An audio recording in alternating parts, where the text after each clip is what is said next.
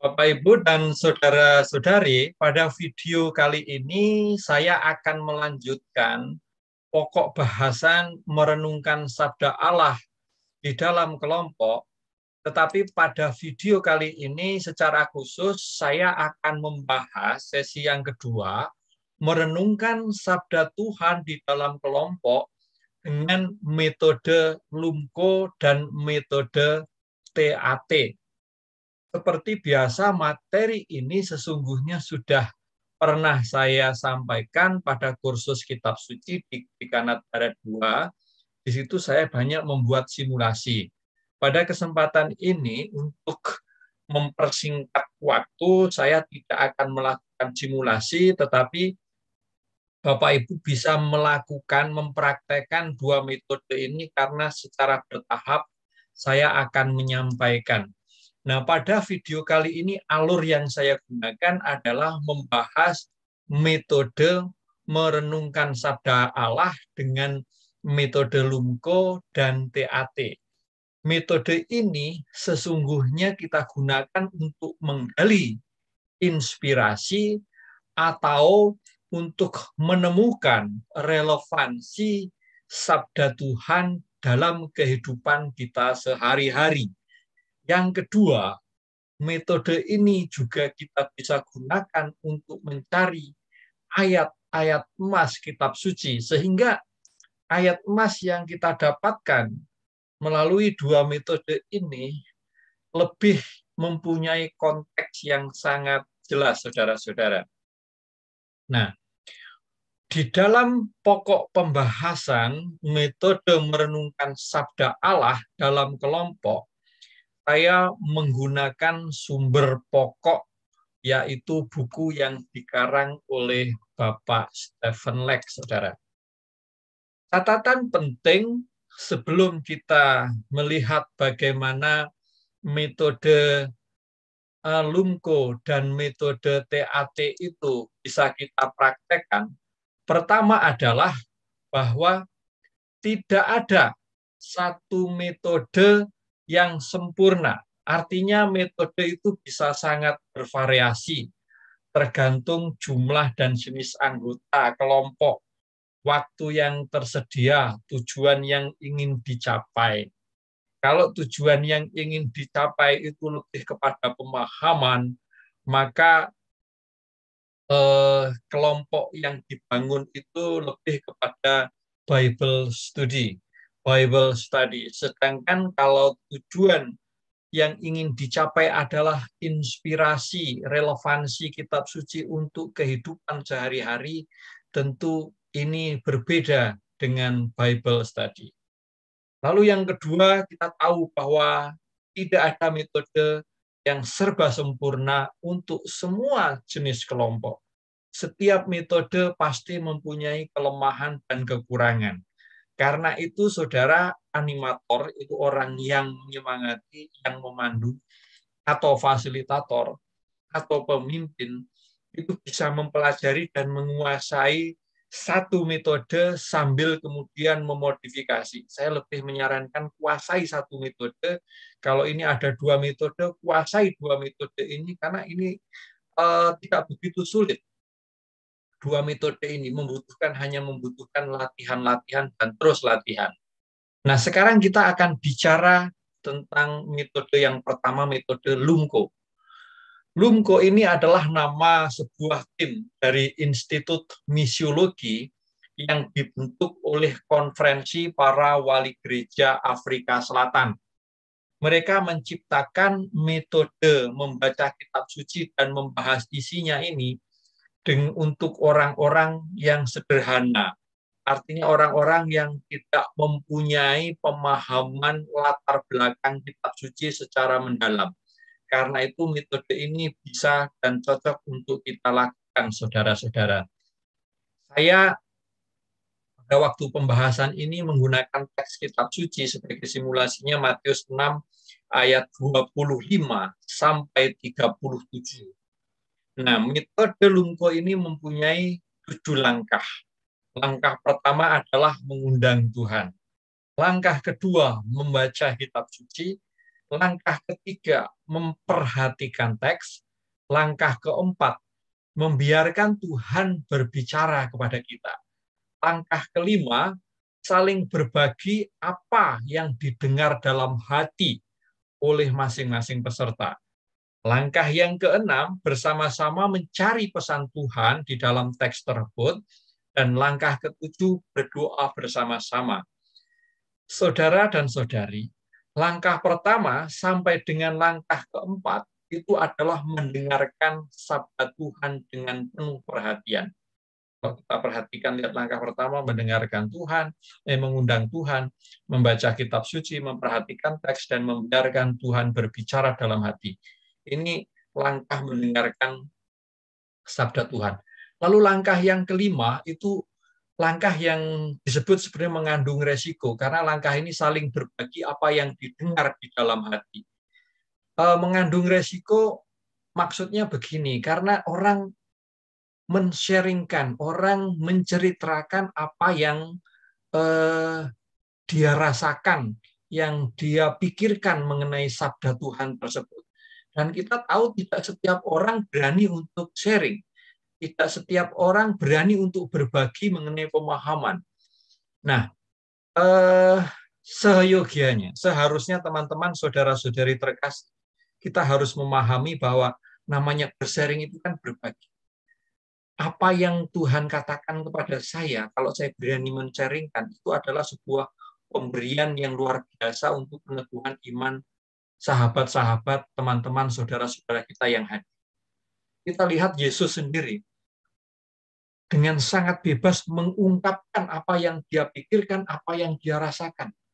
Karena Yesus percaya, Yesus tahu dengan mengungkapkan apa yang dia pikirkan, yang dia rasakan, justru di situ terjadi pewartaan kerajaan Allah, saudara. Contoh misalkan Yesus sedih ya. Bahkan sampai Yesus mengatakan, hatiku sangat sedih seperti mau mati rasanya. Yesus mengatakan itu.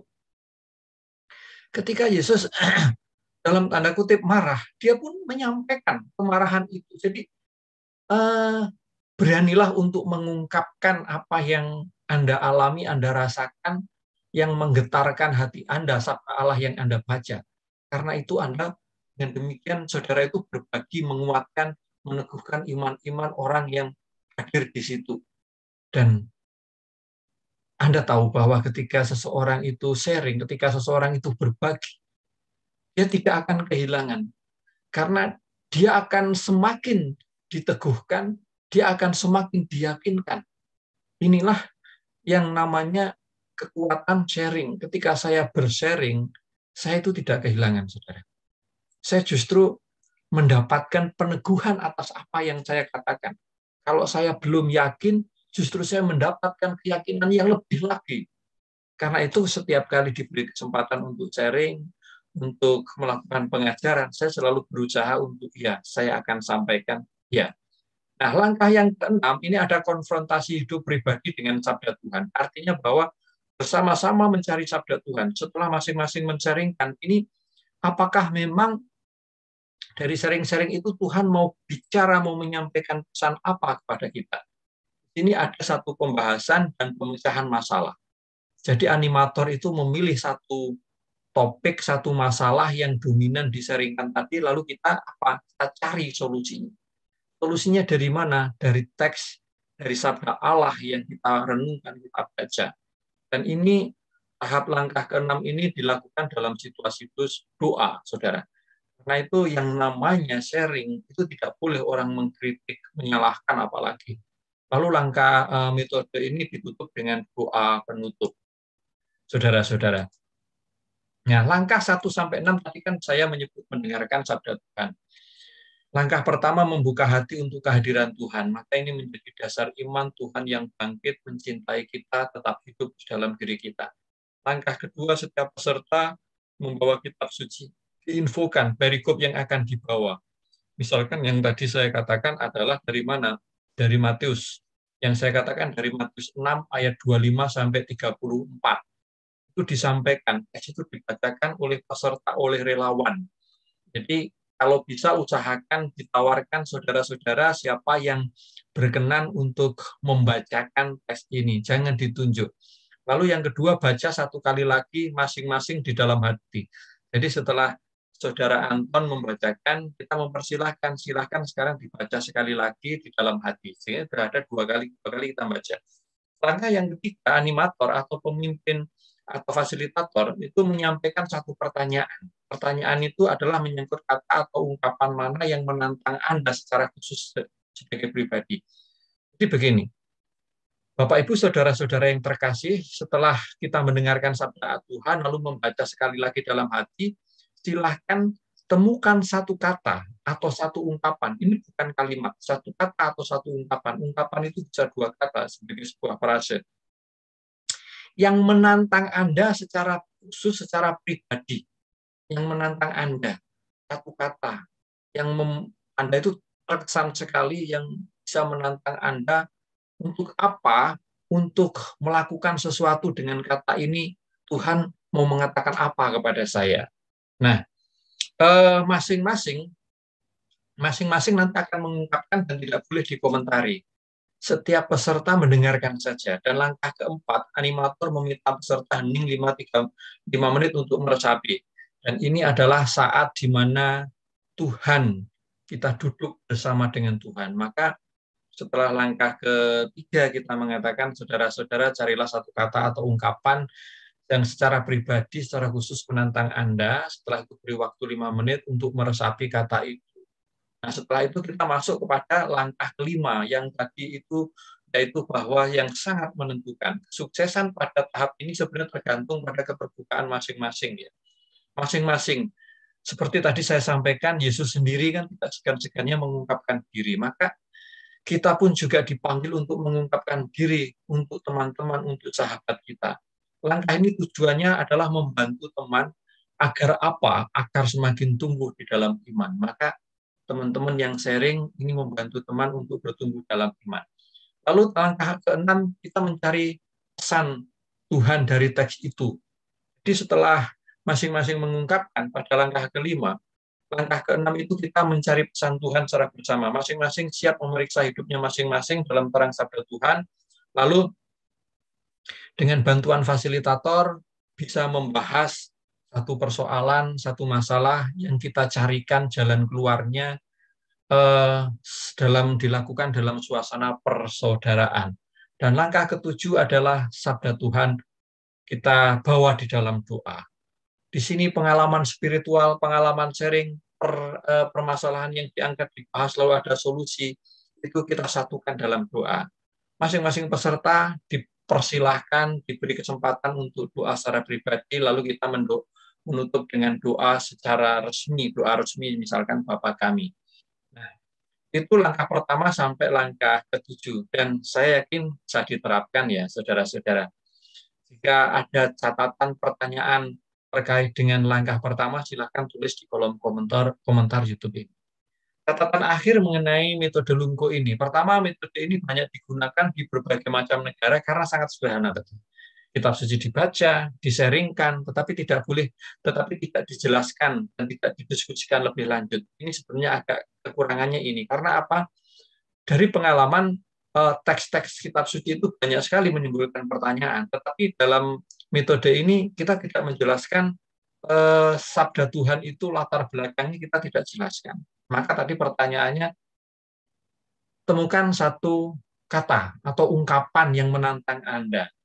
Lalu yang kedua, kelompok bisa sebenarnya lari dari pesan teks. Karena apa? Dimungkinkan membicarakan masalah apa saja. Jadi setiap peserta itu boleh mengungkapkan kata atau ungkapan yang menantang dengan persoalan-persoalan yang beragam, itu dipersilahkan. Hanya saja nanti fasilitator kan diminta untuk membahas, menentukan satu persoalan yang akan kita bahas. Sehingga saudara, pencipta metode ini memberikan sebuah bahan-bahan lain dan menyarankan agar di dalam pertemuan itu ya diuraikanlah singkat mengenai masalah konkret yang ditanggapi dan dicari solusi itu harus disampaikan. Nah, itu mengenai metode Lungko, saudara. Nah, sebelum kita membahas metode PAT, saya akan menyampaikan metode yang kedua yang ditulis oleh Bapak Stephen Leck, itu adalah metode Filipina. Mengapa ini dibahas? Karena metode TAT ini sebenarnya pendaftaran lebih lanjut adaptasi daripada metode Filipina. Nah, metode Filipina, disebut metode Filipina ini karena diciptakan atau dihasilkan oleh sebuah komunitas yang bernama John Powell pertama Bible Center di Vigan, Filipina. Maka disebut metode Filipina. Metode ini sering juga disebut sebagai Basic School Seminar. Karena itu di dalam metode ini sebenarnya tidak ada penjelasan yang sangat rinci bagaimana ini diterapkan. Nah, ada 3 karakteristik atau 3 jenis yang menjadi penjabaran dari metode Filipina ini. Yang pertama adalah Basic School Seminar, yang kedua Bible Sharing dan Bible Study, yang ketiga Emmaus Gospel Group. Ada 3 jenis kelompok yang dikembangkan dari metode ini, saudara. Nah, Basic School Seminar ada struktur induknya. Nah, struktur induk pertama ada struktur induk itu ada 3 tahap. Tahap pertama, tahap kedua, dan tahap ketiga. Tahap pertama itu teks, tahap kedua sabda Allah, tahap ketiga jawaban atas sabda Allah. Tahap pertama itu dilakukan dengan bacaan, lalu hening, lalu sharing kata atau kalimat atau ayat bermakna di sini.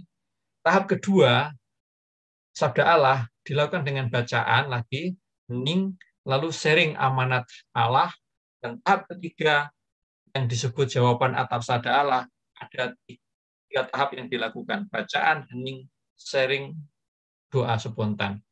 Bagaimana itu dilakukan? Tidak ada penjelasan yang sangat rinci, tapi ini nanti akan menjadi sangat jelas di dalam metode TAT, karena struktur ini diadaptasi oleh metode TAT. Metode TAT itu apa? Yang ketiga ini nanti, teman-teman. Karena itu metode ini kita pahami sebagai apa?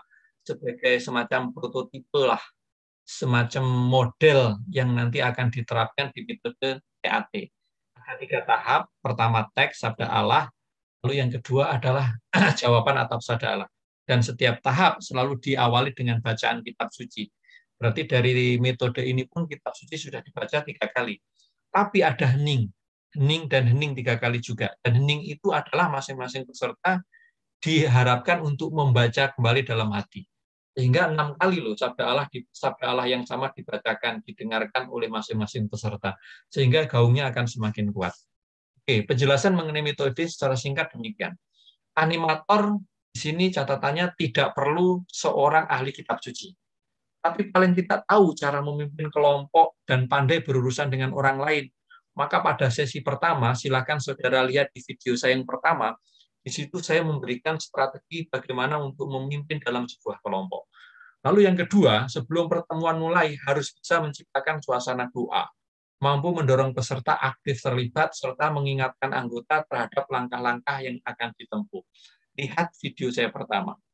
Selama sharing, animator harus memberi penjelasan singkat langkah yang sedang ditempuh dan mendorong peserta untuk terlibat. Jadi, sebelum sharing tahap pertama seperti ini, misalkan, animator itu menjelaskan secara singkat, tadi kita sudah mendengarkan firman Allah yang dibacakan oleh Pak Anton.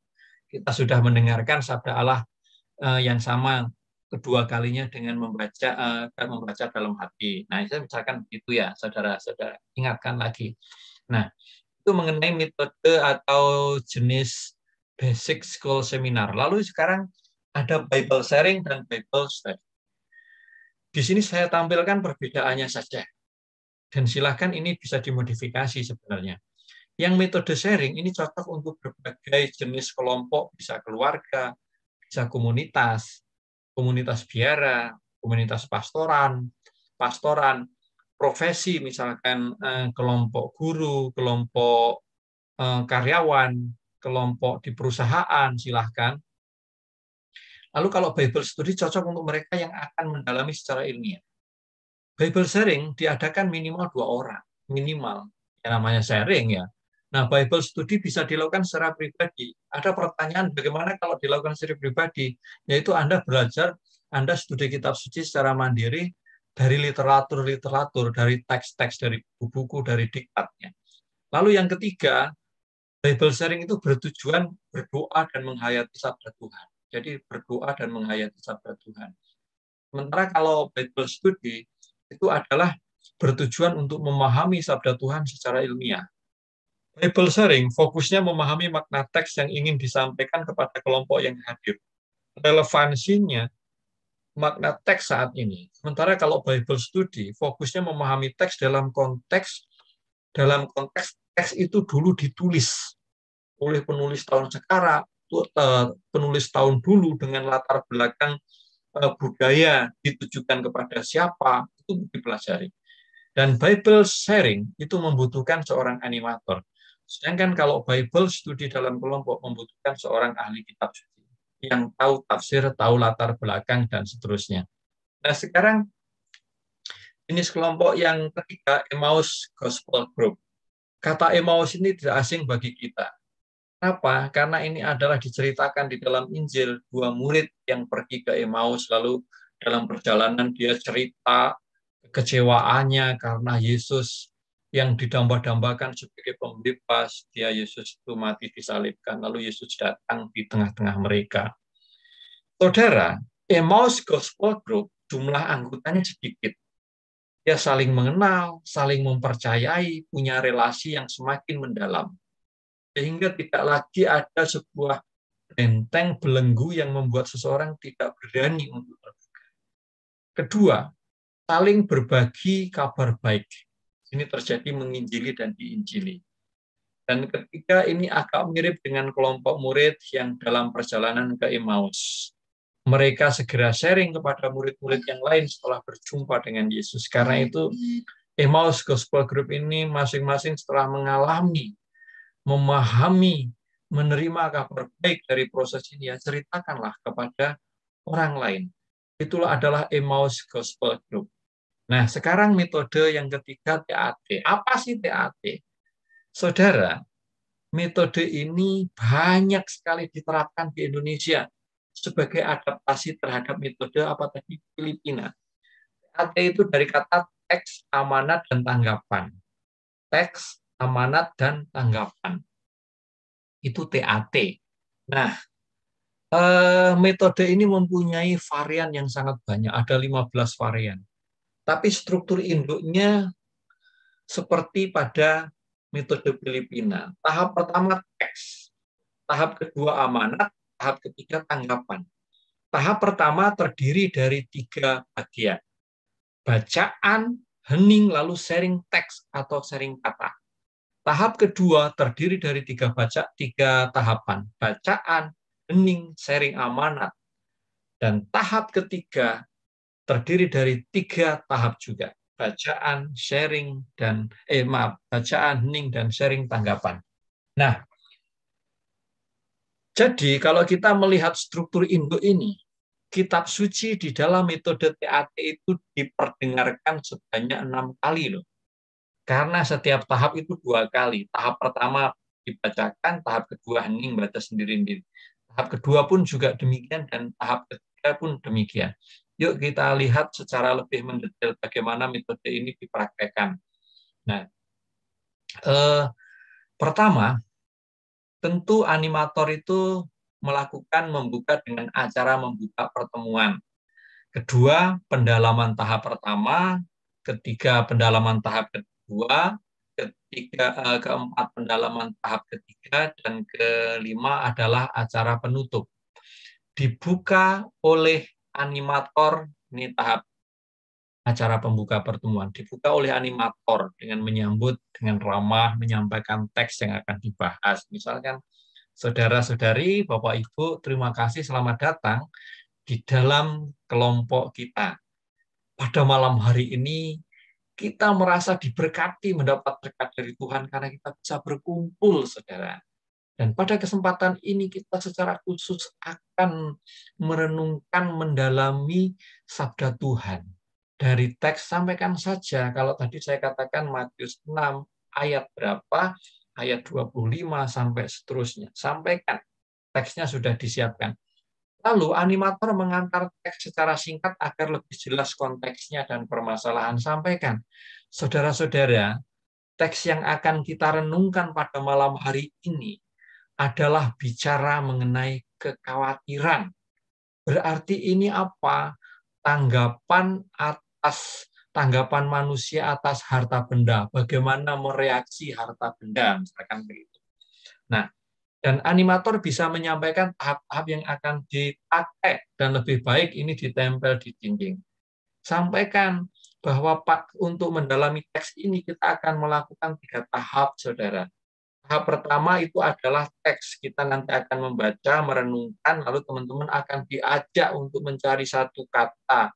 Lalu tahap kedua, kita akan baca lagi, heningkan lagi. Lalu tahap ketiga, kita akan baca dan renungkan lagi dan membawa di dalam doa. Tentu kita membuka pertemuan ini dengan tanda salib. Boleh dengan doa pembuka, boleh tidak, tapi sebaiknya kalau ada doa pembuka itu kalau doa pembuka ini wajib, tapi lagu pembuka boleh tidak, ya saudara.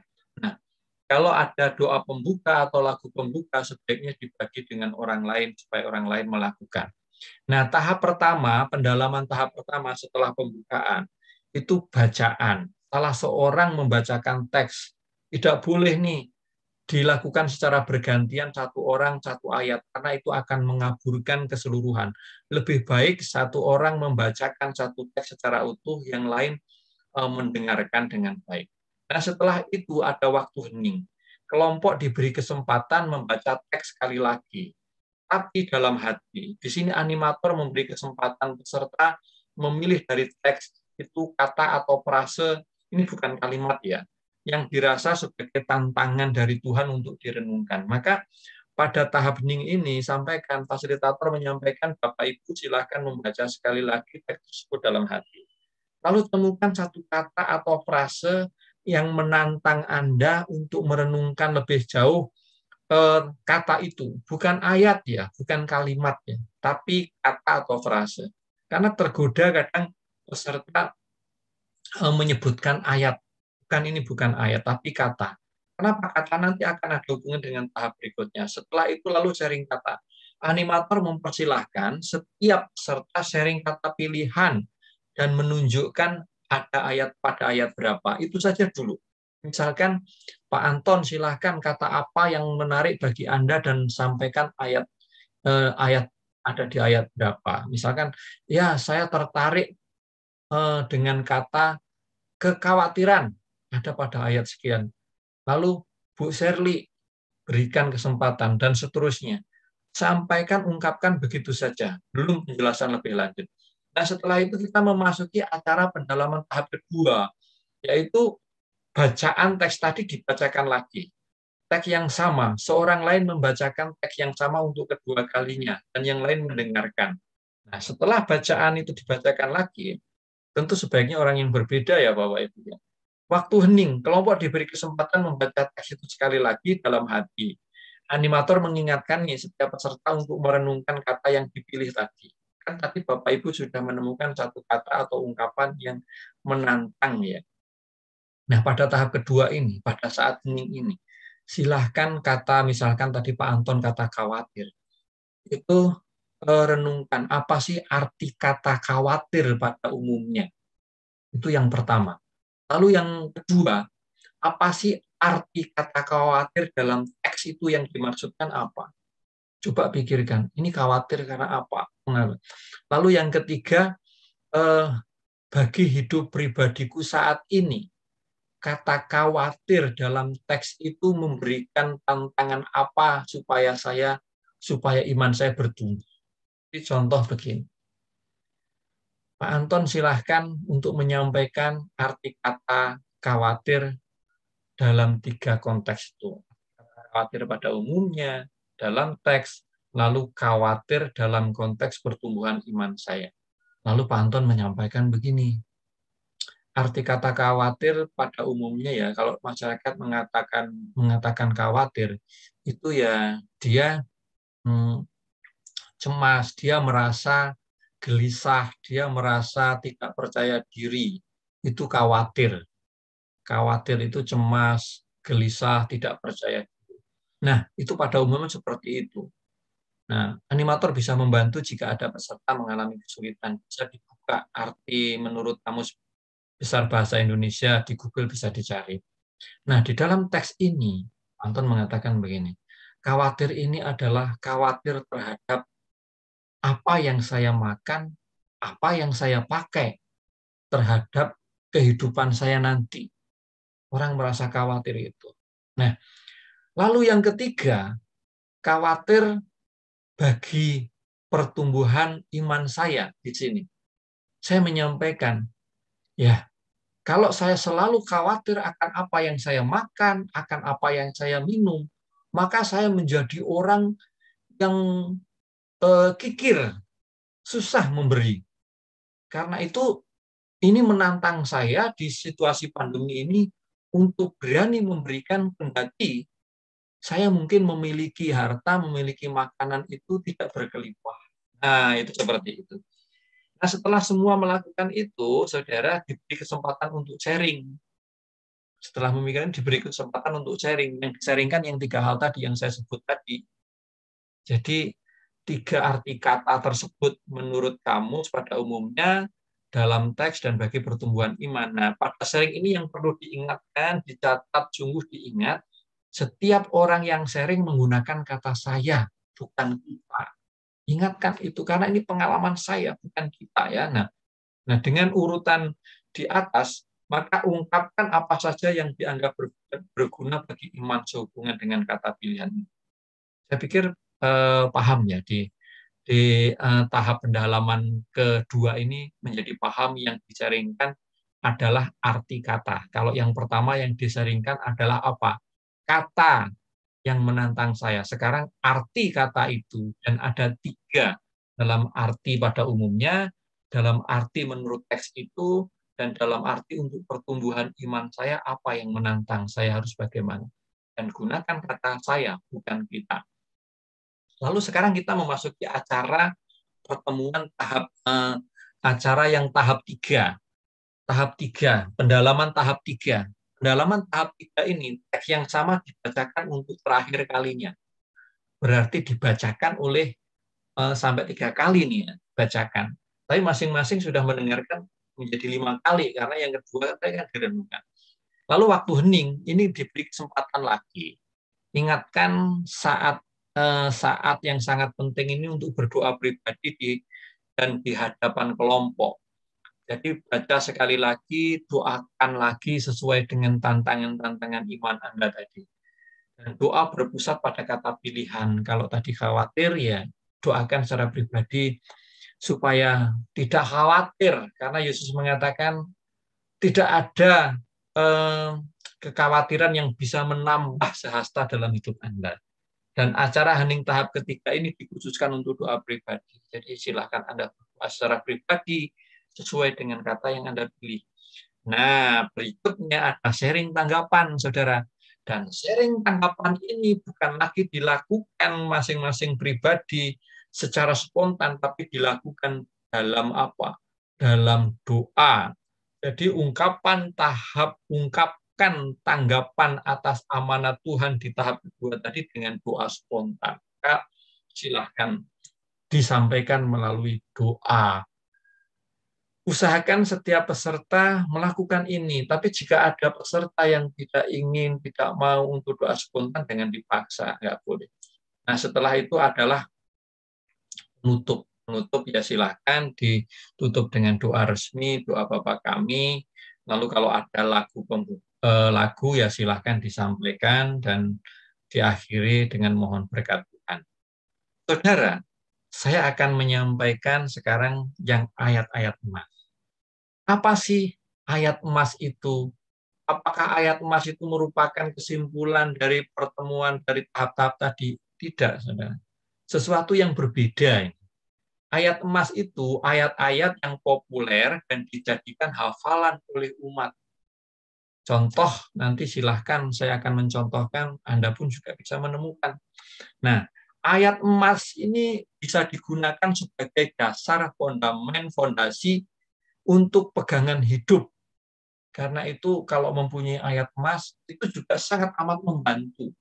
Sangat amat membantu ketika kita mengalami kesulitan, pergulatan, dan ini dijadikan pegangan hidup. Jadi ayat emas itu ayat-ayat yang populer ya, dan dihafal oleh Anda. Contoh nih, ayat emas. Apapun yang kamu lakukan, perbuatlah untuk kemuliaan Tuhan. Apapun yang kamu lakukan, perbuatlah itu untuk kemuliaan Tuhan. Jadi apapun, kalau Anda yang mengikuti kursus kitab suci, Anda datang ke pertemuan kelompok pendalaman sabda kitab suci, sabda Tuhan, lakukanlah itu untuk kemuliaan Tuhan. Kalau saya melakukan ini, membuat video ini, saya lakukan untuk kemuliaan Tuhan.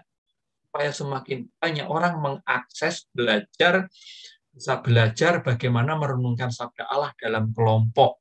Jadi apapun yang kamu lakukan, termasuk masak, termasuk mencuci, anak-anak termasuk belajar, pergi ke pasar, jualan, lakukanlah itu untuk kemuliaan Tuhan.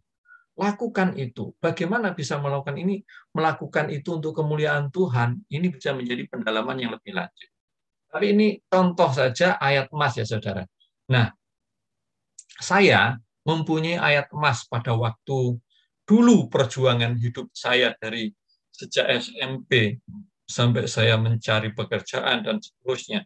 Orang-orang yang menabur dengan berjujuran air mata akan menuai dengan sorak-sorai. Saya mempunyai ayat emas ini karena apa? Hidup saya waktu kecil sampai dengan kuliah itu tidak mudah. Perjuangan orang tua saya untuk membiayai saya itu tidak mudah. Maka saya berjuang dengan sangat keras dan saya meyakini bahwa setiap perjuangan di hidup saya itu tidak akan sia-sia dan pemazmur memberikan kekuatan pada saya. Orang yang menabur dengan berjujuran air mata akan menuai dengan sorak-sorai. Maka saya melakukan kendati dengan jujuran air mata, dengan perjuangan yang keras. Saya yakin saya akan saya akan menuai dengan sorak-sorai. Dan itu memberikan kekuatan luar biasa, saudara. Jadi kekuatan sabda Allah itu yang terus-menerus saya hidupi satu ayat ini membuat saya tidak pantang menyerah.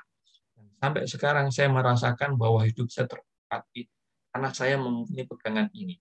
Itu. Apa ayat emas Anda? Nah, ketika saya menyampaikan sharing ini, ada seorang yang menyampaikan, Pak, ayat emas saya adalah segala sesuatu akan indah pada waktunya. Saya tanya, kenapa itu memilih kata itu? Dia menceritakan, saat ini saya sedang kehilangan luar biasa besarnya. Saya sedang kehilangan dana yang luar biasa besar. Saya tidak tahu bagaimana sampai itu terjadi, lalu hidup saya merasa hancur sebenarnya. Saya benar-benar runtuh. Tapi saya dikuatkan oleh Tuhan. Pasti akan indah pada saatnya nanti. Saya belajar mengikhlaskan. Dan saya percaya bahwa apa? Bahwa suatu saat saya akan mengalami situasi yang sangat indah. Saat ini saya belajar untuk apa? Untuk ikhlas.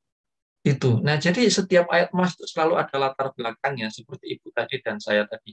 Nah, bagaimana menemukan ayat emas?